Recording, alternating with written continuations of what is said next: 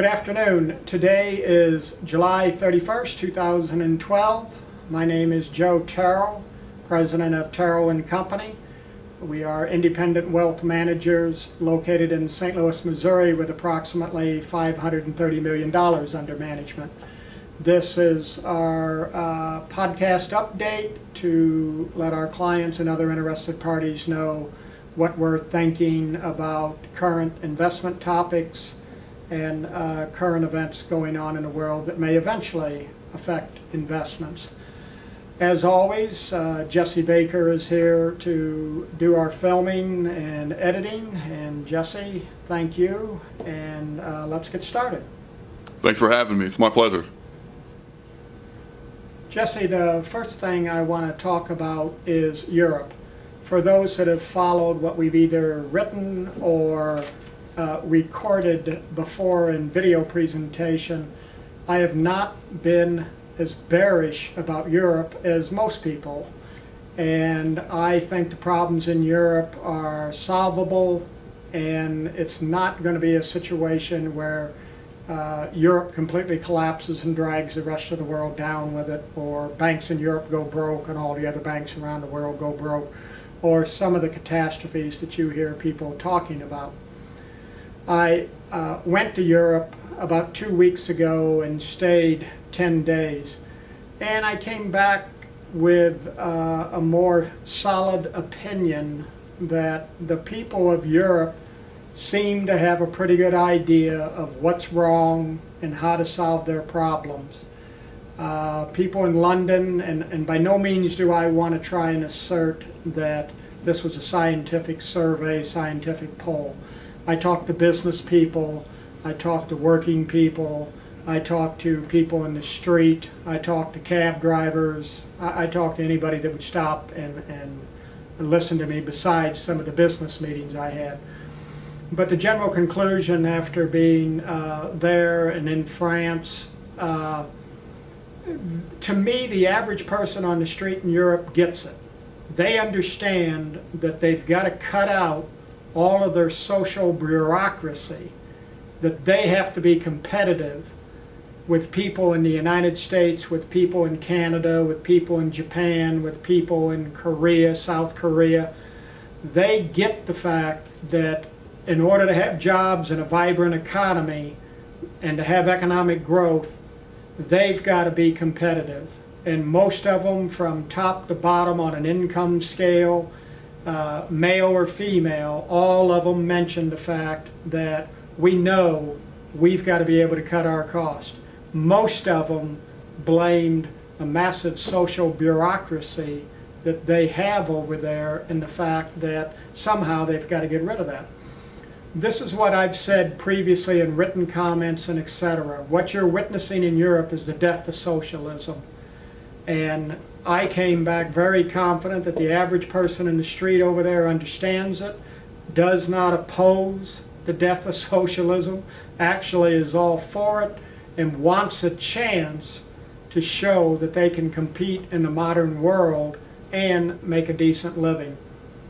I asked several people, what about riots in the streets? We're told in the United States that you'll have these massive riots in the streets. Most people poo-pooed that and said, no, it's an exaggeration. You always have the same hooligans that come out to protest. But in general, no. People will accept it if it's any semblance of fair and if the politicians in their particular countries are forced to cut back on their programs, etc. In a way, it was very refreshing because it made me think, well, that's the exact policy that I think a lot of us in the United States have about how upset we get when we see that members of Congress or political people live in their own world under their own set of rules and we don't. So I continue to maintain ultimately the changes in Europe are going to be a long-term positive, and I do think the changes in Europe can be accomplished, and I do not see Europe dragging the rest of the world into some type of economic abyss. The other comment that I'd like to address is the value of the euro and the value of the US dollar. We are seeing a real flight to safety based upon almost a near panic. People are willing to take euro dollars and invest them with strong borrowers who they know have the ability to pay them back, and they're willing to accept negative interest rates, which is to say they're willing to pay somebody to warehouse their money for them and give them back 99.5% of what they originally gave the borrower, just so they know that they get back the majority of their money, because they're so afraid to lend money to maybe someone who will go broke and won't pay them back.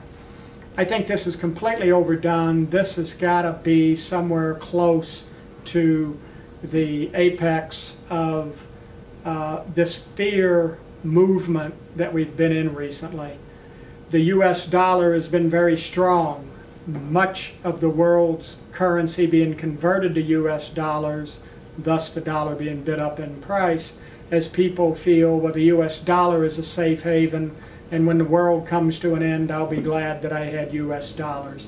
Again, I think this trend is beginning to come to an end as people, I think, will soon realize, wait a minute, the world isn't coming to an end. Everybody isn't going broke. All the banks aren't going broke. So I'm not wildly bullish on the euro dollar, but I do not see a collapse of the euro. I do not see a collapse of Europe and a mass exodus as all the countries leave the European Union. Don't think it's going to happen. This also leads to a comment that I want to make about the United States Treasury bond market in the United States.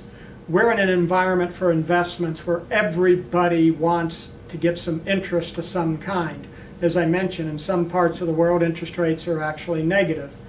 Anybody of any kind that will pay you some interest, people are interested in that as an investment. I just want people to understand and know that a lot of this is what I would call a false market. A lot of this is predicated upon markets that are being rigged.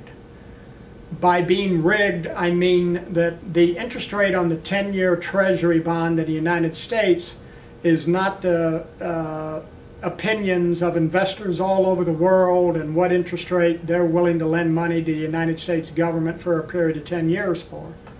The interest rate on the 10-year United States government bond is predicated upon how many of those bonds will the Federal Reserve Bank buy. In other words, the Federal Reserve Bank is buying 77% of all the 10-year bonds that are being issued, and they're buying them at a higher and higher price and a lower and lower yield. So the yield on a 10-year government bond isn't necessarily being decided by all the buyers and sellers around the world. It's being dominated by one person and one person only, Federal Reserve Bank of the United States. I've got a question. At some point, if the Fed stops buying those bonds, what would be the interest rate that the rest of the world would demand from the United States to lend them money for 10 years? I don't think it's the 1.5% interest rate. Investors are demanding 7% or more from Spain to loan them money for 10 years because their financial house is in such disarray, and Spain as a government has any number of problems. Well, we have a lot of those same problems in the United States. And I think there is a time frame coming somewhere there in the future where investors around the world, if the market was left solely to them, would definitely demand a higher interest rate than the 1.5% that is basically being set by our Federal Reserve Bank. A similar thing to the short-term interest rates, which basically are at 0, quarter of 1% if you're lucky. If the Federal Reserve Bank moves out of that market and the market is left to set interest rates predicated upon all the buyers and sellers, I think interest rates move up somewhat, no question interest rates do not stay at these incredibly low levels. The elections are coming up. I get asked questions all the time. Aren't the elections going to have a major effect? I think psychologically they will have an effect predicated upon what the results are. We need to see what's the mood of the country. What are they going to do with the House of Representatives, the Senate, the presidency, various states, what people are thinking there. So I do think the elections will have a pretty good effect on the market, but I haven't the slightest idea what's going to happen. Like most people, watching all the polls and what people are thinking and what people are saying, but I have no clue what ultimately would happen there. So that's just touching base a little bit on some of the current topics, and I want to move to what I think is probably the most important thing for investments going forward for the next year. And with that, Jesse, let's take a quick break and I'll come back and let's talk about what's really important. Jesse, I want people to know, I want to go on record right now to say the very most important topic that will affect investments going forward from July of 2012 for the next year or 18 months is going to be potential food inflation. As most people know, we've had an incredible drought in the Midwest.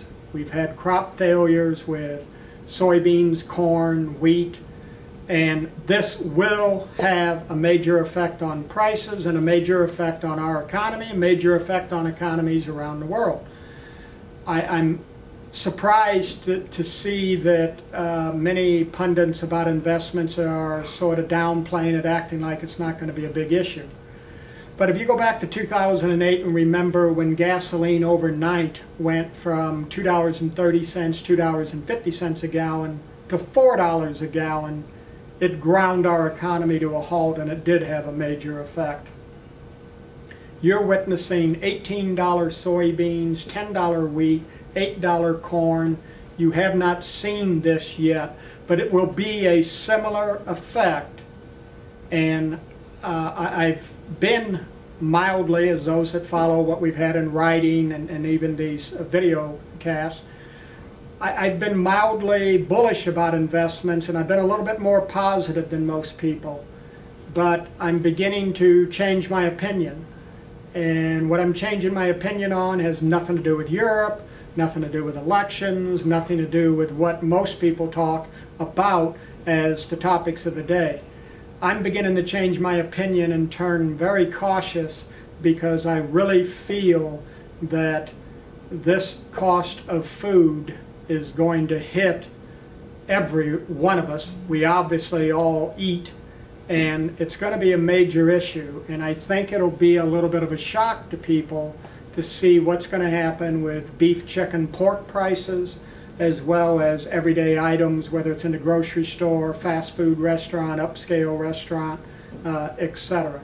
It's going to be an issue.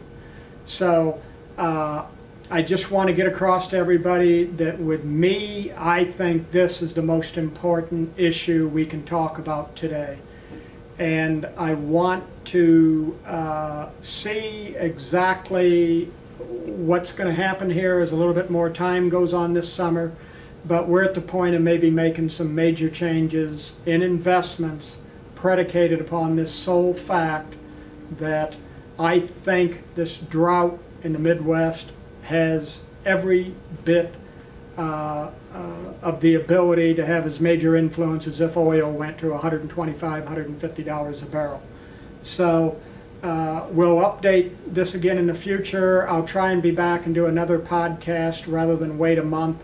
I'll maybe try and get back in the next 2 to 3 weeks, and let's do an update and see by then what I think is the correct thing for us to do with investment portfolios and investments in general predicated upon this one issue that I believe is the most important. Thank you for joining us this evening. This is Joe Terril, Terril and Company, independent wealth managers in St. Louis, Missouri. And we appreciate you joining us and tuning in to our thoughts on the economy investments. And we'll try and be back with updated comments in the next 2 to 3 weeks. Jesse, thank you for your help. Always a good time. Thanks for having me. Okay.